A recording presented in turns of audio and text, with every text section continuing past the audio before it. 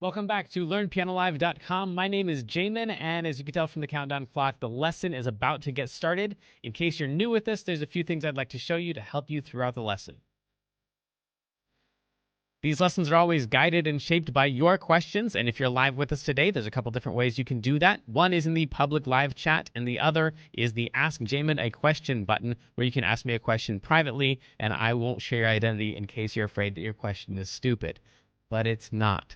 If you're in the archives, though, then just open up the survey. At the end of that, there's a place where you can ask your question. I will say I frequently get questions from students in the archives watching a lesson from 6 months ago, and I have no idea what they're talking about. So please try to be as specific as possible. If you're watching this at LearnPianoLive.com, there should be a PDF and an MP3 button right next to this video. The PDF will often have additional video links inside, so you can get more in-depth instruction on each of the topics. And if you're the kind of person who likes to print out the PDF so you can make the same notes on your physical version as I'm making during the lesson, now would be the time to do that. The MP3 is just a play-along track so you can practice more after the lesson. If these live lessons start feeling random or meandering, it's because they are, on purpose. So if you're the kind of person who wants classical training with a step-by-step method, then you're going to want to check out Kloppel Academy on the website. It's included in your live lesson subscription, so you can do both or either. And the upper levels are seriously hard work, but it's going to take you all the way from ground zero all the way up to being ready to enter any major music college as a piano major in classical or jazz. And finally, today the schedule says that I'm supposed to give an inspirational lecture. So, you can do it. There you go. The truth is I usually use this time to just clear house and finally give everybody the same advice that I've been giving to individual emailers over the past several months. Because you adult students all have the same questions and the same insecurities, and you don't believe that anybody else is experiencing what you're experiencing or afraid of what you're afraid of. So we'll be doing that today, and then we'll also be taking care of some other unfrequently asked questions that sometimes show up in the live lesson. We have to filter them out just because they don't really fit in anywhere else. So it's finally your opportunity to ask all of your random off-topic questions about gear and about learning methods or about my family or anything that you want. We'll probably have an extended question and answer time. So it's tangent time.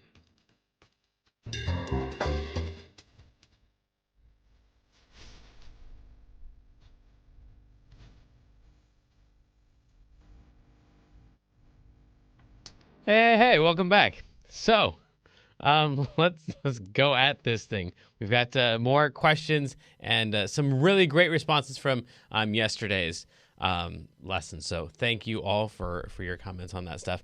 And if you have questions, of course, just dump those in the boxes. I believe we are currently going out to YouTube and Twitch at the moment. So I will try to answer as many of those questions as possible, but I'm going to focus on the paying subscribers at LearnPianoLive.com because that seems appropriate. So if we have time, we'll get over the other questions as well. But and by the way, when I'm doing this stuff here, I'm trying to moderate the chat rooms as well because I'm doing that on my own. So I'm not just surfing the web, or at least I'm not going to tell you I'm just surfing the web off to the side.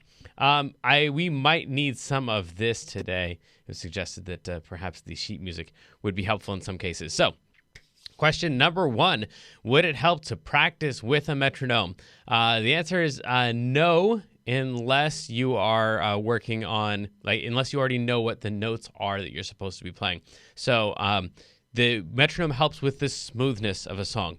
As we'll get into later, the most important part in any song is going to be the rhythms. So the metronome is in charge of the most important part, but you can't get to the most important part until you have the notes down first. So you have to work out all the notes. Let's say that's what we're supposed to be playing. So if that was our thing that we're doing, then you'd want to hang on just a second. There we go. I want to make sure I've got all my chat windows open. So if we were trying to do that right there, then we'd first have to be able to actually physically make that thing happen. And then once you think, yeah, that sounds pretty good. That's what it's supposed to sound like. That's when you turn on your metronome. So you could use the back and forth kind, like this old-timey guy over here. And then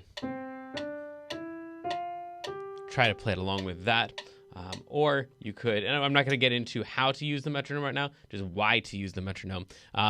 Or you could use the other, here we go.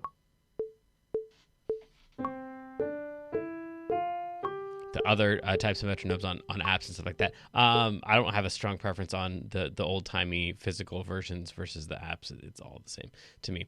So this is trying to take all of the notes that you already know how to mechanically make their sound, and then you're trying to make all of the rhythms of those be in the right spot. So, which again is the most important part. But the biggest problem with this is that it takes a lot of brain power to do an action. And then, like yesterday, we talked a lot about brain power and practicing at 105% and stuff. So if you have boiled all of your brain power down to 60%, you only need 60% to do what you're trying to accomplish. And you have enough extra brain power to, as a third person, take a look at, I guess it'd be a second person, as the third person, in the third person, as a second person, watch what you're doing and compare that to the metronome to see if what you're doing lines up with the metronome, then cool, that's going to be helpful. But what I see a lot is stuff like this where, someone will be using the metronome and they'll work on their thing. And it doesn't line up with the metronome at all. So the metronome really isn't doing anybody any good. It's just this annoying drone in the background. So I would say don't use the metronome until you have boiled all of your playing down, the notes down to the percentage that is low enough that you can actually pay attention to what you're doing and actually make sure it lines up. Because honestly, the majority of students that come in and try to play along with the metronome, they're not playing with the metronome. The metronome just happens to be playing in the same room that they are. So there you go.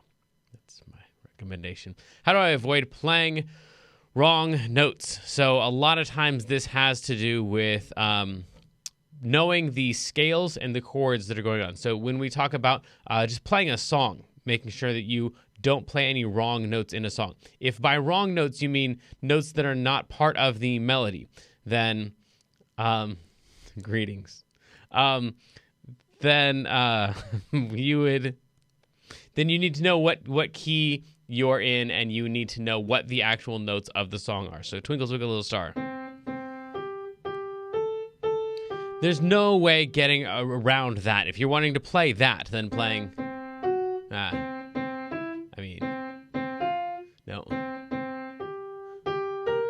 no, like all that stuff. There's no way getting around it. Just like you have to know what the right notes are. But in the vast majority of playing, the wrong notes that happen are not actually in the melody. They're somewhere else in one of the other hands. And a lot of that has to do with just knowing what the key is ahead of time. So let's talk about sheet music. Yesterday, I railed against sheet music, and some of you, in quite fair emails, let me know why you thought I was being too belligerent with that topic. So today we'll talk about sheet music, and we'll say that when you have a piece of sheet music, you got the key signature at the beginning. In a lot of cases, if it says, for example, in the key signature, all of the Fs are going to be sharp in the upcoming song. The way a lot of people read that is they're trying to read the notes of the sheet music, and then every time they get to an F, they're trying to play the F sharp instead. So they're thinking C, and then thinking D, and then thinking E, and then thinking F. But wait, hang on. In this song, we've got Fs are sharp. That's not too bad when you only have one sharp. But when you're in the key of E and you've got four sharps, you're supposed to remember all the Ds and the Cs and all the Gs and the Fs. All of those are going to be sharp. It's just too much. I think, for me, it's too much brain work to go, all right, so I'm supposed to play E and then B and then G, but the G is sharp, so I'm supposed to play that one instead. Like altering notes after your brain's already processed it. I'm supposed to play a G and then doing an additional step of I'm supposed to play a sharp. That's just way too much work. So when I'm reading them, I see in the key signature that it's supposed to be the key of E. And so then I'm going to, in my head, just see the pattern of the key of E. There's not a chance I'm going to hit a wrong note now, because I'm going to be playing all of these notes. This is a D, this is a C, this is an F, this is a G. Sharp, but it's the version of G that I'm playing in this song. So when it says G, I'm automatically going to that thing, because in my brain, I'm in a different mode. I'm not in the mode of taking regular letters, the white notes, and then altering any of them. I'm just in the key of E. So knowing the key of E ahead of time really, really, really helps with that. And then on top of that, knowing all the chords. That, by the way, that goes for both hands. So in most cases, we'd have like, we're in the key of E and we're playing Twinkle Twinkle Little Star. And you memorize these notes. So you got all the notes down, we're good. But then you end up playing wrong notes somewhere else.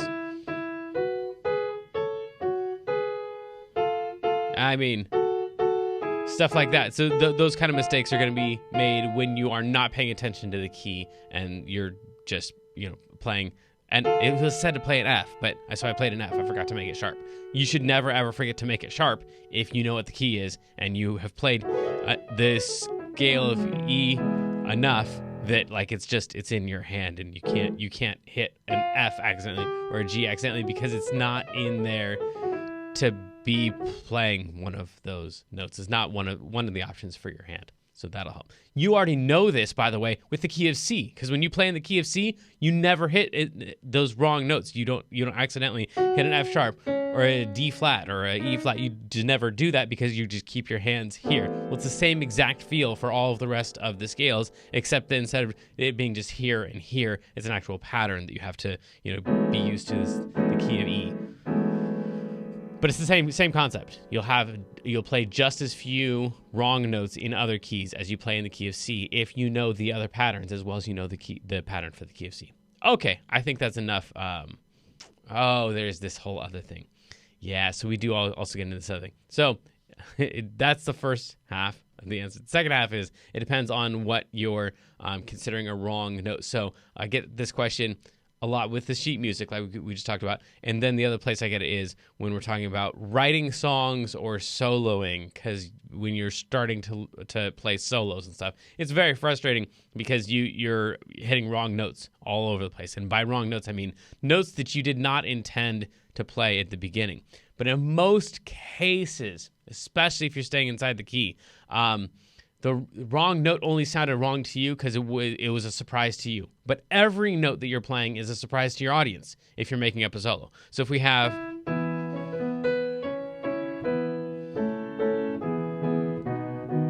and you're supposed to make up a solo over that, you could play...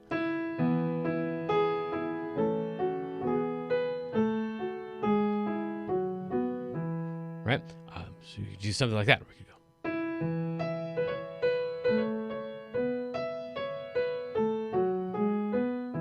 right? Or we could go, like, there's so many different options for a solo, and every single note that I play to you is a surprise. I already know what it was going to sound like ahead of time because I was thinking ahead. But most of the wrong notes for soloists are notes that they weren't expecting to hear that note, and now they're on a note and they're surprised by it, and they don't know where to go from there. So a lot of it's just the context of probably your wrong notes sounded wrong because you stopped on it.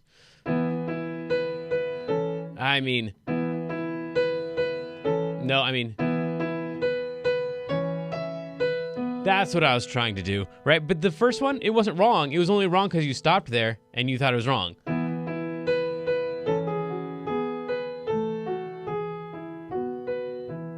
Right? So we could totally have used that one, but it was just wrong because you stopped there. So if you don't stop there, you just keep moving.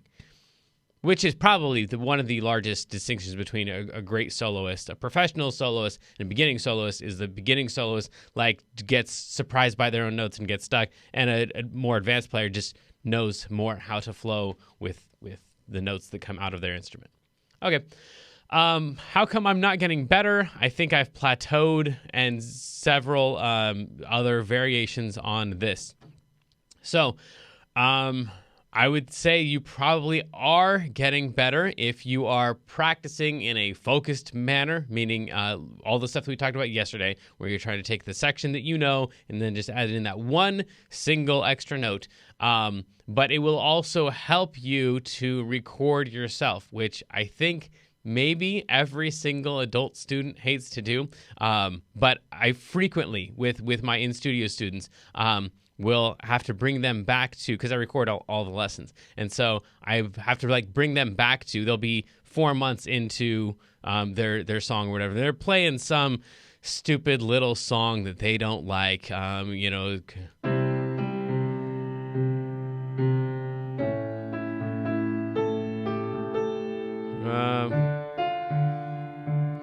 however crazy it's supposed to go. I've got a student that was working on that recently.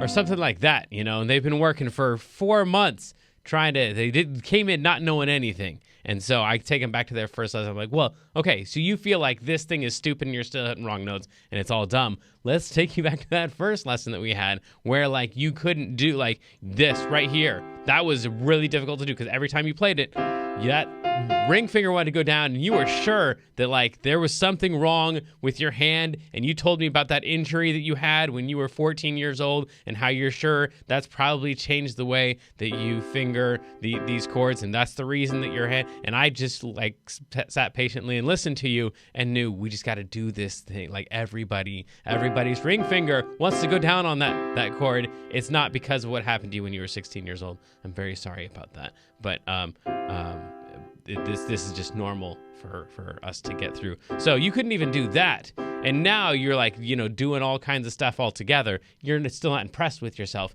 yet. But having a recording of yourself to go back and listen to yourself, 2, 3, 4, especially 6 months ago, a year ago, and you hear, oh yeah, never mind. That guy really did suck. Okay, so I know some stuff. I just don't know as much as I want to. That can really help. And then also recording your practice time because you always feel like you've practiced way more than you have. I think everybody feels that way because every moment of practice feels like 12. So by the time you've got, 5 hours of practice under your belt, that feels like a really serious, hard week of practice, and there should be some noticeable improvement there. And it's just you don't, you're not going to see, in most cases, very much improvement in 5 hours of practice. In the hundreds of hours of practice, we should definitely, once you hit your maybe in 50 hours of practice and 100 hours of practice, 500 hours of practice, but each incremental change is going to take more time. So the difference between your first hour of practice, first minute, I don't know any of the letters. Well, an hour later, I could maybe have you like playing something like that sounds like that might be a part of a song somewhere in the future. Like, okay, cool, that's a huge improvement. But an hour later, we're not going to be able to make that much progress again. So each step takes a little bit more time to accomplish. So record your hours of practice and then also record yourself. If you have not put in enough hours of focused practice to become a notary public, then probably you should not be a piano expert. You shouldn't expect that of yourself at this point. So just keeping track of how many hours you have actually put in and having some realistic expectations about how long this thing's going to take is really super helpful. How do I read multiple notes at once? This is back to the sheet music stuff. And, okay. You guys crack me up. See, I told you. That's certainly not what a piano teacher is supposed to say. Just laugh and say, ha, ha, ha, I told you. How come we already did the plateaued thing. How do I read multiple notes at once? So here's the thing. You want to start taking a look at shapes on the sheet music. We're talking about when you're reading music, reading one note at a time, seeing that stuff on your music is way easier in most cases than once you start seeing stuff that looks like that on your sheet music. And by the way, the sheet music should be right there. All this stuff starts looking terrifying, and then you're trying to process, okay, so before I was reading an E and then an F and now like you've got double the work. It shouldn't actually be double the work. So what you want to do is familiarize yourself with the shape. So if we have notes, for example, that are like that are one note is on a line or on a space, and then the next note is on a space, and the next note is on a space, then when we play all of those together, it's just going to be space, space, space. That shape right there, if I just keep that same shape right there, it doesn't matter where I put it, it's always going to look exactly the same on sheet music. All these look exactly the same. They're just in different spaces. So I'm not actually reading each of the three notes. That thing right there takes as much effort for me to read as just that one note. Because it's just, okay, so it's on that line, and then it's every other line. I'm supposed to be playing 3 notes. Put 3 notes down, and use that shape. Hopefully that made sense. So that is as easy to read as that, which is as easy to read as that, or that, or that, or that. Like, these are all, it's just like, how many notes am I supposed to play? They're all the same distance apart. This also works, though, with notes that are not just, for example, a line, line, line. If you had something that was like line, line, line, okay, cool, I can do that. Just take a look at the bottom note and then see what the shape is and play that shape on top of that note. Bottom note's a D, play that shape on top of a D. Well, the next step would be then like this thing right here. Well, that looks totally different now. It's not just line, line, line. It's line, line, and then a space, weird distance away. Well, that's that shape right there. So again, why can these all look exactly the same as long as I'm just keeping that same shape? They should all look exactly the same. So for all of these, I just have a bunch of shapes that I can recognize. Okay, that's a line, line, line. Okay, that's a space, space, space. Okay, that's a line, line, space. Okay, that's a line, space, line. And then there are just all these different shapes. And I just read the bottom note or read the top note, put my hand on that position, and then that way I can play the whole thing, and I can read 5, 10 notes at once, and I don't actually have to read all 5. I don't have to read this. Okay, it's a D. Okay, what's the next note? It's an F. Okay, what's the next note? Every good boy does fine. Wait, no, that was the first trouble. Okay, oh, that one, and then it's just way easier than that. Shapes. It's all about shapes. What are the tricks to reading music better, faster? Which I get the other one enough. I figured that should have its own question, but it's kind of the same thing on this one. Tricks to reading music better or faster.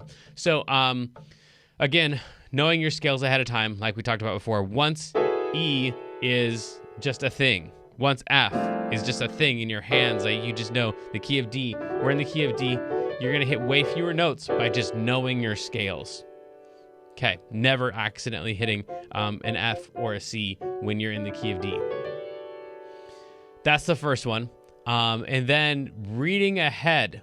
So reading music, I think, as far as I can tell, is exactly like reading a book. So when you're reading a book, you're not actually reading, first of all, you're not reading individual letters. You're taking a look at a whole word, right? And then your brain is processing that word, the meaning of that word, probably the context of all of that stuff. You've read enough books that when you see the first half of the sentence, you can kind of guess at what a lot of the words in the second half of the sentence are going to be. So there's a lot of contextual stuff going on. So the more you read music, the more you're going to start to see, okay, well, if my phrase begins with this, it's probably going to have this other thing in it. Seeing that at the beginning might mean that we're doing something like that, right? Or if I see, then I can probably tell you that the next notes are going to be those and maybe that, because it's just pattern recognition and stuff from lots of experience. So the context, the word. So I'm not reading individual notes. I'm not reading an A and then reading an F and then reading. I'm seeing shapes that happen. So just knowing that that's where we're going might help in the way that you perceive sheet music. There's great musicians who can just like, you put any piece of music in front of them and they can just play through the song. They're not actually reading the individual notes like you are. They're not doing what you're doing, but faster. They're playing a totally different game. So the shapes, the context, reading ahead. So this is a huge one then. Not only are they reading a phrase at a time, but they're always playing behind where their eyes actually are reading. And they probably don't know this consciously, in the same way that when you read a book, you feel like you're speaking at the same rate they're reading, but you're actually not. You're actually reading, 3, 4, 5 words ahead of the words that are actually coming out of your mouth, so that you can inside kind of process, okay, what are these notes? What are the context? What is the inflection that my voice is supposed to have, given that this is my context? So you're actually reading way back here. Your mouth is saying the words way back here, and when your eyes are actually way over here. You don't really think about it because you've just done it enough that it feels that way. But reading music is the exact same way. If you are looking at the note that you're playing, you're already behind because the beat right now is on the next beat and you don't know what the note is yet. So there's no hope that you're going to get there in time because they're already actually on the next note now. Sorry, now you're 2 notes behind. You're just never going to be able to catch up. So knowing that the goal is going to be to read ahead, which means don't practice as fast as you can read. Because if you can read the note and play it faster, then you're still just playing where you can read. You want to practice having some kind of really slow, monotonous metronome, and then reading the note back here and trying to read ahead to see, okay, so I'm going to be going up and then I'm going to be coming down. I'm going to skip right here, all of that stuff, so that you can predict what you're supposed to be doing while your metronome and your hands are just going nice, slow, even paces. And then the last thing is reading intervallically, which I've kind of alluded to here a little bit, but I very rarely think about letter names. Almost never. It's a terrible, terrible emergency if I am reading a piece of music and I'm looking at what the letter name of a note is. That's bad, bad news. In most cases, it means that we're like way up into the ledger lines, way above or way below the staffs. So I'm just going to be taking a look at, is the next note up or down or the same as the note that I'm on? If the answer is up or down, the question is how far up or down, and then I just go that distance. So if I'm on this note and the next note on my page is 1 note up, I can just move 1 over. I don't really care what this letter is. I'm already playing it, and so I've already got it right. And so I really need to know what's my next note. Well, it skips down 1, so I'm going to go to that thing. Then it skips down again, and then it double skips up. So it's going from that one to not that note, but that one. So I'm going to go up to that one, and it's 1 up, and then I skip down, and then 1 up, and then 1 up, and then 1 up, and then 2 down, and then skip, and then skip. I haven't paid attention to any of these letters. I haven't thought about a C or an E or an A or any of that stuff. I haven't done any of my every good boy deserves fudge or all cows eat grass or any of the other ridiculous, not helpful to me, but apparently a lot of people find it very helpful acronyms that exist in music. So I'm not thinking about any of that stuff. I'm just asking myself, which direction am I supposed to go and how far am I supposed to go in that direction? And then if I'm in a different key, which sharp or flat was it that I was supposed to be playing? So if I'm in the key of D, 1 up means there, and 1 up means there, because I'm in the key of D. So once again, I'm not going to accidentally hit an F if my brain says we're in the key of D, because those are the notes I'm allowed to play. So I've got some note down 2, up 1, down 2, up 1, down 2, up 1, down 2, skip up, skip down, double skip up, 1 down, skip up, 1 down, skip plus 1 up, down 1 up, skip, up. All that stuff is what's actually going on in my brain, except it's way easier to do when you don't have to say it out loud. There we go. Reading intervallically. How many more of these should we do? We've got a lot, and we've only got 1 day left. Let's do as many as we can. How do I find a good piano and a tuner? So I have only recently, honestly, the last 2 years or so, actually played on like real pianos. I've owned exclusively keyboards for almost my entire life, which for some people would mean that I have to disqualify myself as a pianist. But so I don't personally know a whole lot about pianos, except I've learned a whole lot in the last couple years, and I've just mostly learned about how much I don't know. But if you call your local piano stores, they have a lot of pianos to tune, so they usually have a lot of tuners that they use and that they like. And you know that they're going to pick tuners in most cases that are going to do a decent job because they're trying to sell their pianos. So they want their pianos to be tuned well. So they should have several different numbers. And then you can also just kind of, it seems to be, at least here in Sacramento, there is a definite clique of like all the piano tuners know all the other piano tuners. So, and they all kind of have their own different ways of, like, piano tuning is just like any other profession. Like everybody, there's so many different philosophies about what the right way to do it is. Like it seems like, well, you just make the right noise. Like how difficult could that be? As it turns out, there's a lot to it. So making sure that you have a good tuner. They also use the word technician, which technician just means that they're also, they're not only are they willing to come out and tune the piano, but they also know how to fix other things on your piano. And then just know that, you know, your piano is going to be like a car or anything else, like you can keep working on it. You can find something to make better on it. It's not just a matter of like tuning it and then it works. There's lots to be done on your piano. So I would call the piano stores, try to find several different tuners, use different ones on different occasions, talk to them, ask them questions. For myself, I like to learn a lot while they're here. So the ones that are more talkative while they're here and answer my questions, I tend to like those guys more. And then finding a good piano, I would definitely take a piano tech out with you. Usually they'll have a set price and they'll go out with you if you're like doing the Craigslist thing or whatever.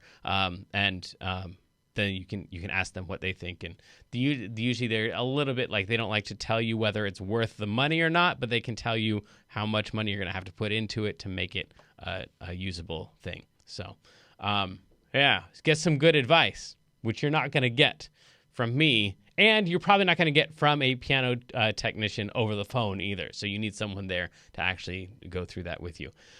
None of the pianos that I've bought have been from piano stores. They've all been like Craigslist dealies, including this baby right here.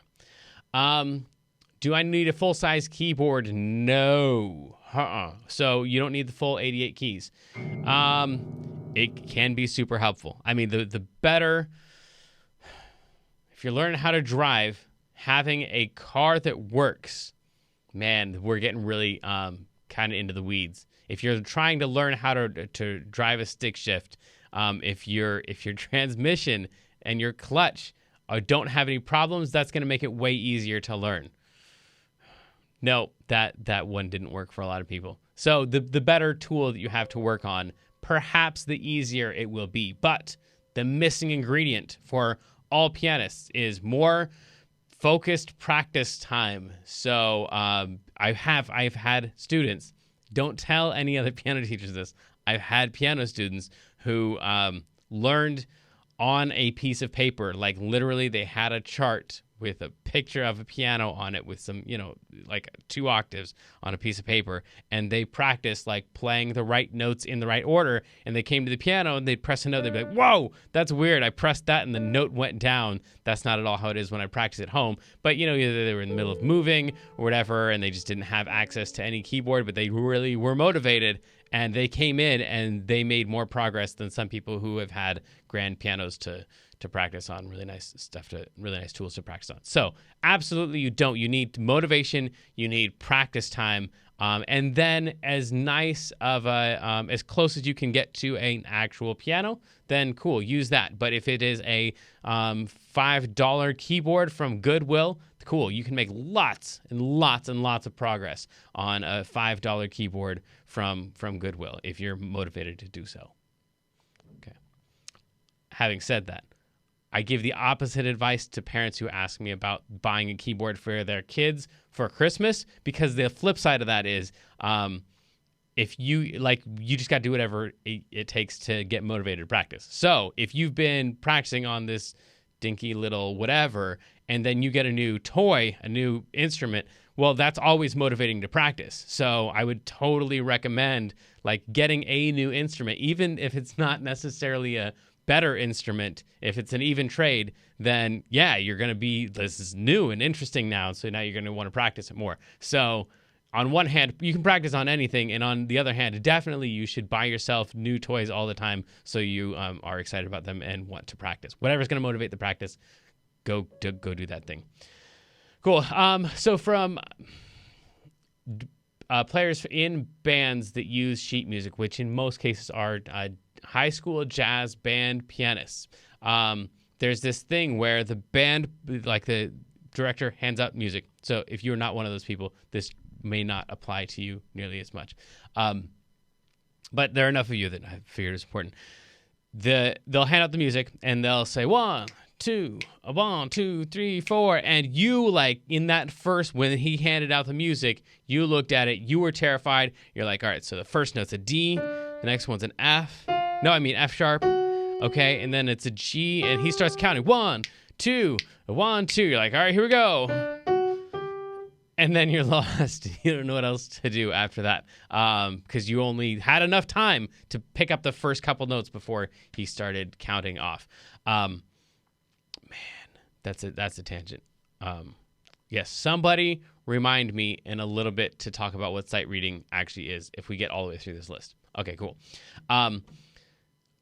So then, the most important thing is don't lose your place. If you lose your place, you're totally screwed. So better that you didn't play any notes, but you just terrifiedly, whatever that adjective is supposed to be, adverb, you just follow along. 1, 2, 3, 4. 1, 2, 3, 4. 1, 2, 3, 4. 1, 2, 3, 4. There's a chance that somewhere in there you'll be counting along. You'll be in your spot, and oh, hey, here comes a C. Bam. 3, 4. 1, 2, 3, 4. 1, 2. Here's an F. 2, 3, 4. 1, 2, 3. And you'll get like 2 or 3 notes. That's better than getting only the first 2 notes of the song and then being lost for the rest of it. So don't lose your place. That's the most important thing. More important than playing any notes. If you play 0 notes and you don't lose your place, you're already ahead of most of the people in your band, probably. Because I've been in college bands before where like such a high percentage of the band got lost that there weren't any players left, and the director was like still like, how come nobody's playing notes? Why is nobody playing notes? We're supposed to be playing notes right now. But everyone's like, I don't know where in the world we are. So don't be that person. Know where you are. But yeah, so that's the first thing. Don't get lost. And then also know that the rhythms are always going to be more important than the notes, especially in jazz, I think. Probably, especially in jazz. So better that you really practice sight reading your rhythms and that you're not as clear on your notes than the reverse of that, which I think the reverse of that is the way most piano lessons go. You get a lot of practice reading, like what are this what's this letter, what's this one, don't forget every good boy does fine, and all that stuff, and trying to like get the note name lined up. So yeah, pay more attention to the rhythms, especially in band, and don't lose your place. Sight reading, by the way, is just reading a song that you haven't seen before. So in the same way that like if I just gave you some book that you've never heard of before and opened up the first page and said, all right, read me the story, and you would do your best to read the story and hope that it didn't have any big words that you haven't heard of before. That's the same thing that we have when we're talking about sight reading. It's just a piece of music you've never heard before, and they put it in front of you, and 1, 2, 3, go, and you try to play it. What keyboard? Oh, this one. Yeah, lots of keyboard and piano questions. What keyboard feels the most like a real piano? So I told you that in the last couple of years, I've gotten a lot more into acoustic pianos, which sounds like a ridiculous thing for pianists to say. So then I have had in my possession 3 different keyboards, 3 different pianos now. The upright, the U3 that I really loved, that I used to teach on. Some of my old videos still have that one in it. And then 2 grand pianos, and none of them feel the same at all. So I don't, at this point, know what a piano feels like or what a piano is supposed to feel like. They all have some similar qualities, but they are all very, very different that I didn't notice until I started playing, multiple tens of hours on each of them. And then you start to like notice kind of their own nuances and stuff. So like trying to create, if it was my job to create a keyboard that felt like a real piano, I don't know what I would be aiming for at this point, because I don't know what a real piano feels like. My dad has one. My church has had a couple that I've played on a lot recently, and like every single one of them feels different. So I don't know. My Yamaha DGX 660 right now, I like the feel of that one, but that's really just a statement of preference. I don't know that is better, like more like the real thing than some other piano. So I would say if you've played on a piano and you know what you think a piano is supposed to feel like, by the way, that's the same answer that I get from all the piano techs that I talk to about. They're like, so it's like, what are you aiming for? Like when you're working on my piano, what do you want it to feel like? They're like, what do you want it to feel like? So they're just trying to like make me happy, and they know that there's so many different ways to tweak with the touch of it, the feel of it. That it's really just a personal preference thing. So find one that you like. Let's make this the last one. Isn't it best to start with classical music and so I can learn the fundamentals? I don't know. I'm not a classical music guy in general, so I was not destined to answer this one in the affirmative. But I don't know what is so fundamental about classical music unless you're talking, Yeah. You're going to end up playing songs that you like, hopefully. If you like classical music, then classical music is fundamental to that. But if you're not going to end up playing classical music, if you really like playing Elton John or John Legend or any other John, then you should go learn to play that stuff. I don't know why you would work on other stuff, but there seems to be the misconception that classical music is the real music, and then there's everything else. So you got to start on this, and then you have to move over to whatever your other fake music is going to be. I don't know what that would be. So anyway, no, I would totally say just start working on whatever it is that you really enjoy. There are method books out there. There are good method books out there. I've used... I'm very familiar with Suzuki method, and I'm very familiar with the Alfred Basic Adult Beginner course or whatever, and I wouldn't recommend those over any other curriculum that I've seen. Really, they all have their own thing that makes them the best, but they're all about the same. So in all cases, you're going to get really super simple songs at the beginning. So it's going to be very, very stepwise. You're not going to accidentally start on something that is more difficult and frustrating than it is rewarding. But I find those books very, very frustrating, especially for my adult students. I haven't found a single adult student yet who wanted individual lessons, who enjoyed going through those books. They I think, felt like by coming to individual lessons, they were going to get to skip that stuff, and they were get to learn the real stuff ahead of time. But I do know lots of adult students who pick up those books on their own and they go learn. And so they don't really need a one-on-one teacher because they're just self-motivated and they've got the book there to tell them what to work on next, and they don't mind doing stupid little songs because they've got enough faith that that book knows what it's talking about and it will lead them in the right direction. They just follow the path blindly, and maybe that's the right path.